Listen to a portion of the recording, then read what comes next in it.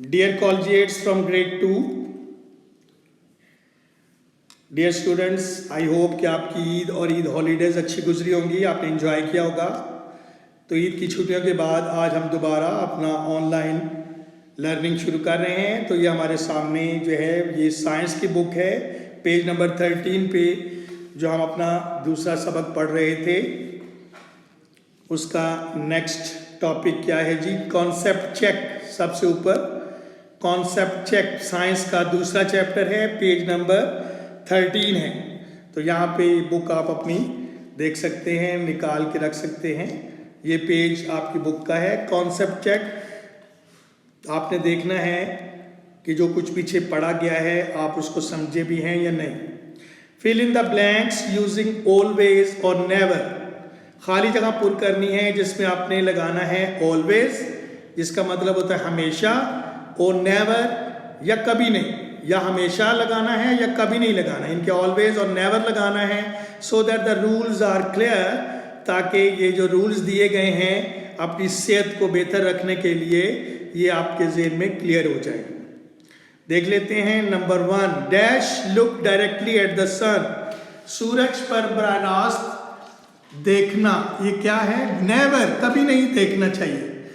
सूरज की तरफ कभी बराह रास्त नहीं देखना चाहिए, क्योंकि इस तरह आपकी आंखें डैमेज हो सकती हैं, आपकी आंखों को नुकसान पहुंच सकता है।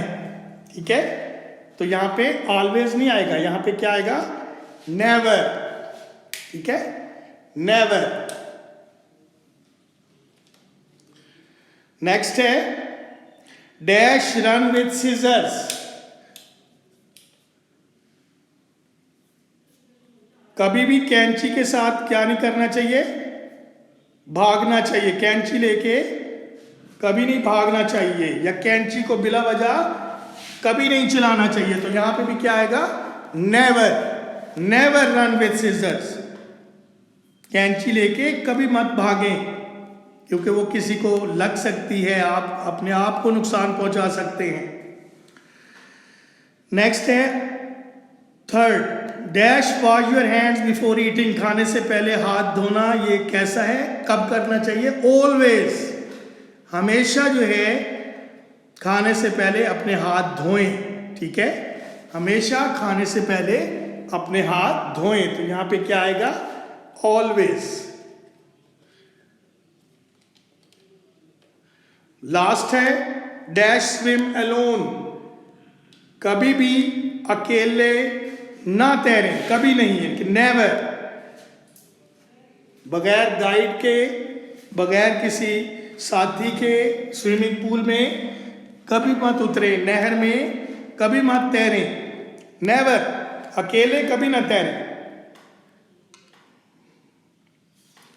तो ये आप लोगों ने अपनी बुक पे ऑलवेज और नेवर का इस्तेमाल कर लेना है। नेक्स्ट टॉपिक है सेफ्टी एट होम। घर पे आपको अपने सलामती के लिए, अपने तहफ़्फ़ुज़ के लिए क्या कुछ करना होता है। Do not climb on furniture. घर पे जो फर्नीचर, कुर्सी, मेज, सोफ़ा पड़ा होता है उसके ऊपर कभी ना चढ़ें।